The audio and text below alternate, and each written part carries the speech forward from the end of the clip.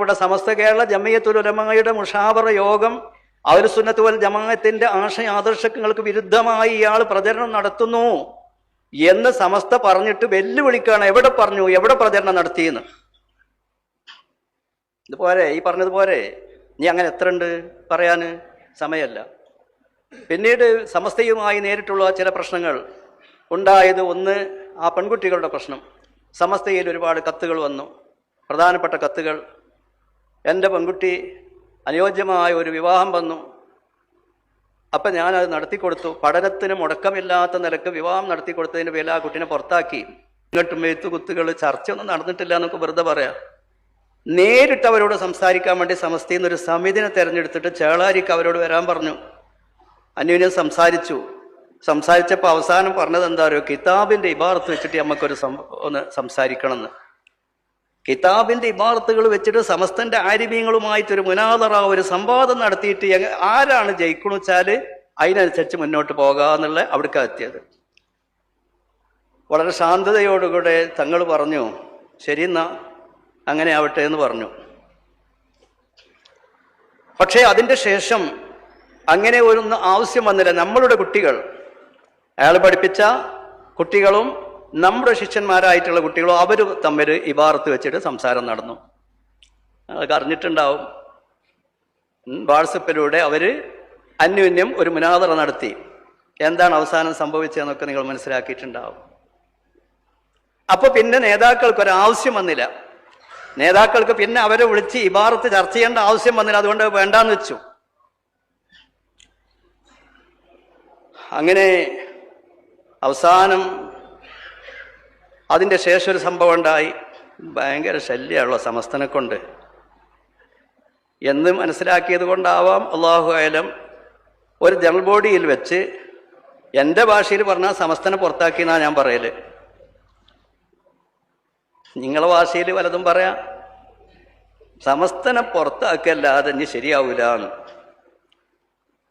ആ പുറത്താക്കിൻ്റെ രീതി അതിൻ്റെ ഭരണഘടനയിൽ, CIC-യുടെ ഭരണഘടനയിൽ സമസ്തൻ്റെ തണലിലാണ് CIC വളർന്നതെന്ന് വെറുതെ ഒന്നുമല്ല പറയണത്. അത് ചേളാരിയിൽ നിന്ന് കുറച്ച് ഭക്ഷണം അവിടെ അരിച്ചാക്ക് കൊണ്ടുപോയിട്ടതിൻ്റെ പേരിലല്ല. സമസ്ത കേരള ജമിയത്തുൽ ഉലമയുടെ നിഴലിലാണ്. സമസ്ത കേരള ജമിയത്തുൽ ഉലമയുടെ നേതാക്കളുടെ പേരാണ് പരസ്യങ്ങളിൽ കൊടുക്കുന്നത്. സമസ്ത കേരള ജമിയത്തുൽ ഉലമ പരിശോധിച്ച് അംഗീകരിച്ച സിലബസ് ആണെന്നാണ് പരസ്യത്തിൽ കൊടുക്കുന്നത്. ഭരണഘടനയിൽ എഴുതി വെച്ചത് എന്താ?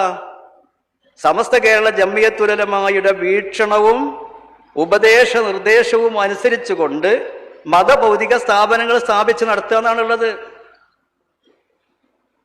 അപ്പൊ സമസ്തയുടെ വീക്ഷണം അംഗീകരിക്കും, സമസ്തയുടെ ഉപദേശ നിർദ്ദേശങ്ങൾ സ്വീകരിക്കും.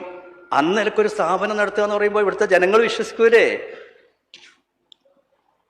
ആ ഒരു ഖണ്ഡിക അത് പാടേണ്ട് എടുത്തു കളഞ്ഞു. ഇനി സമസ്തൻ്റെ വീക്ഷണവും വേണ്ട, സമസ്തൻ്റെ ഉപദേശവും വേണ്ട, സമസ്തൻ്റെ നിർദ്ദേശവും വേണ്ട. ആ നിലക്കുള്ളൊരു സമീപനം. അപ്പോൾ പ്രശ്നം ഒന്നും കൂടി രൂക്ഷമായി. സമസ്തനെ പുറത്താക്കി. ഇതിന് വേറെന്താ ഭാഷ ഞങ്ങൾ പറഞ്ഞ പോലെ സമസ്തനെ പുറത്താക്കി. അപ്പോൾ പറയും സമസ്തൻ്റെ മുഷാവറ മെമ്പർമാരിന് ഏതെങ്കിലും ഒരാൾ എന്നൊക്കെ സമസ്ത എന്നുള്ള വാക്കൊക്കെ കയ്യിലുണ്ടല്ലോ. അതൊക്കെ ശരിയാണ്. ഭാഗികമായി പുറത്താക്കി നോക്കുന്നാൽ ബിൽക്കുല്ലിയത്ത് കൊണ്ട് പുറത്താക്കിയിട്ടില്ലെങ്കിലും ഭാഗികമായി സമസ്തൻ എന്ത് ചെയ്തു? അതിൻ്റെ ഘാതലായ ഭാഗത്തിൽ നിന്ന് സമസ്തനെ അങ്ങോട്ട് പുറത്താക്കി. അപ്പോൾ നമ്മൾ ക്ഷമിച്ചു. എന്തിനാ സമസ്തനെ പുറത്ത്? അപ്പം നമ്മൾക്ക് മര്യാദക്ക് നമ്മൾ പറഞ്ഞു, ഈ CIC-ആയിട്ട് ഞങ്ങൾക്കൊരു ബന്ധമില്ല, സമസ്ത കേരള ജമിയത്തുൽ ഉലമാക്ക് CIC-യുമായി ഒരു ബന്ധമില്ല എന്ന് പറയേണ്ടി വന്നു. അപ്പം ബഹുമാനപ്പെട്ട അതിൻ്റെ പ്രസിഡന്റ് കൂടിയായ ബഹുമാനപ്പെട്ട പാണക്കാട് സയ്യിദ് സാദിഖ് അലി ശിഹാബ് തങ്ങളിൽ ഇടപെട്ടു. തങ്ങൾ ഇടപെടുമല്ലോ, തങ്ങളതിൻ്റെ പ്രസിഡന്റാണ്. പ്രസിഡന്റ് അല്ലെങ്കിൽ തന്നെ ഈ സമൂഹത്തിലുണ്ടാകുന്ന പ്രശ്നങ്ങൾക്ക് പരിഹാരം കാണാൻ വേണ്ടി പാണക്കാട് സാദാത്തുക്കൾ ഇടപെടുക സ്വാഭാവികമാണ്. തങ്ങളതിൽ ഇടപെട്ടു, അന്യോന്യം സംസാരിച്ചു, അവസാനം പരിഹരിച്ചു. എങ്ങനെ പരിഹരിച്ചു? അത് ആ പെൺകുട്ടികളുടെ കാര്യത്തിൽ ഇനി ഇടപെടൂല, ശിക്ഷാ നടപടികളൊന്നും പീഡനങ്ങളൊന്നും ഉണ്ടാവില്ല.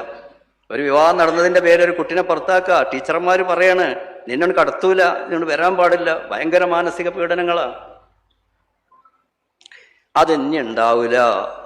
ഒന്ന് സമസ്തൻ്റെ ആ ഭരണഘടനയിൽ നിന്ന് ഒഴിവാക്കിയ ഭാഗം അത് വീണ്ടും ചേർത്തോളാം എന്ന് ഹക്കീം ഫൈസിയോട് സംസാരിച്ചതിൻ്റെ ശേഷം ഒരു കുറിപ്പ് തങ്ങൾ തയ്യാറാക്കിയിട്ടുണ്ടായിരുന്നു. ആ കുറിപ്പേറ്റാണ് ഞങ്ങളോട് സംസാരിച്ചത്. ആലിക്കുട്ടി മുസ്ലിയാർ, തങ്ങൾ, ഞങ്ങളൊക്കെ മോഹിറ്റ് മാസ്റ്റർ, ഞങ്ങളൊക്കെ പാടെ കൂടിയിരുന്ന് ചർച്ച ചെയ്തപ്പോൾ തങ്ങളെടുത്തൊരു കുറിപ്പുണ്ട്. അത് ഹക്കീം ഫൈസിയോട് സംസാരിച്ച് അംഗീകാരം വാങ്ങിയ കുറിപ്പാണ്. ഹക്കീം ഫൈസിക്കെതിരായിട്ട് തങ്ങളൊരു തീരുമാനം എടുത്തതല്ല. അതിരിക്കലെ നോക്കിയിട്ട് പറഞ്ഞു, ഇനി ഉണ്ടാവില്ല, CICയുടെ ഭാഗത്ത് നിന്ന് ഭരണഘടനയിൽ അത് ചേർക്കുകയും ചെയ്യാണ്. അപ്പം സമസ്ത എന്ത് ചെയ്തു? അത് പിൻവലിച്ചു. CICയുമായി ബന്ധമല്ല എന്ന് പറഞ്ഞത് അത് ഞങ്ങൾ പുനഃസ്ഥാപിച്ചു എന്ന് പറഞ്ഞിട്ട് നല്ല നിലക്ക് പോകാമെന്നുള്ള നിലക്ക്.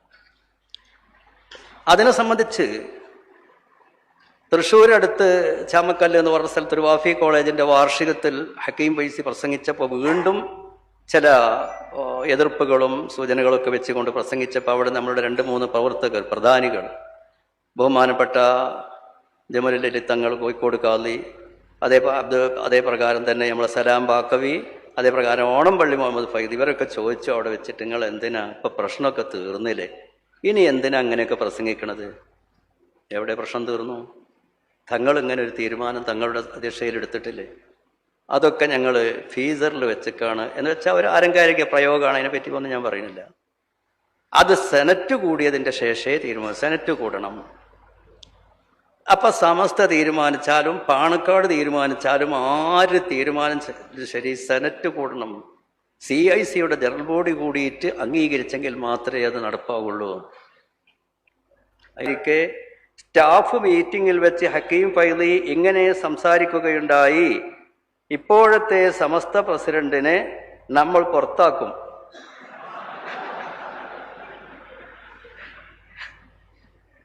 സമസ്തയെ നമ്മൾ കൊണ്ടുപോകും.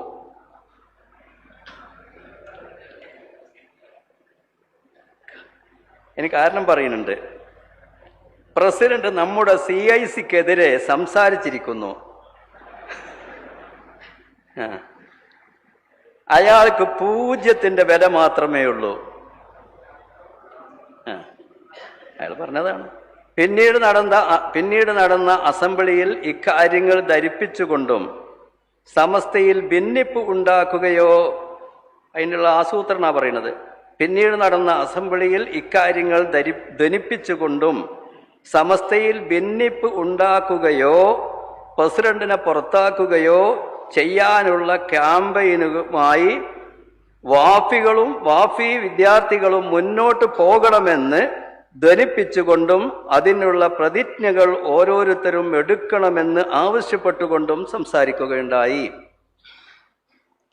അപ്പൊ സമസ്തക്ക് ഇതിൽ ഒന്നും ചെയ്യണില്ല എന്നാണല്ലോ പറയുന്നത്. വാഫികൾ പ്രതിജ്ഞ എടുക്കണം, അവിടുത്തെ പഠിക്കുന്ന പഠിതാക്കൾ പ്രതിജ്ഞ എടുക്കണം. സമസ്തനെ പൊളിക്കാൻ, പ്രസിഡന്റിനെ പുറത്താക്കാൻ, എന്നിട്ട് സമസ്ത പിടിച്ചെടുക്കാൻ പ്രതിജ്ഞ എടുക്കണം എന്നാണ് പറയുന്നത്. ഞാൻ ഡീനിനോടും വൈസ് ഡീനിനോടും ഇക്കാര്യത്തിൻ്റെ അപകടം ബോധ്യപ്പെടുത്തുന്ന തരത്തിൽ സംസാരിച്ചു. അത് തങ്ങൾ പറയാണ്. അപ്പം അവർ പറഞ്ഞ മറുപടി, ഞങ്ങൾ ആ ക്യാമ്പയിന് പിന്തുണ കൊടുക്കുകയില്ലെന്നും അത് ഷെയ്ഖിൻ്റെ, അതായത് ഹക്കീം ഫൈസിയുടെ തീരുമാനവും പ്രവർത്തനവും മാത്രമായി കണ്ടാൽ മതിയെന്നും വൈസ് ഡീൻ മറുപടി പറഞ്ഞു എന്ന് സയ്യിദ് മുഈനുദ്ദീൻ ജിസ്ഫി തങ്ങൾ ഒപ്പ്.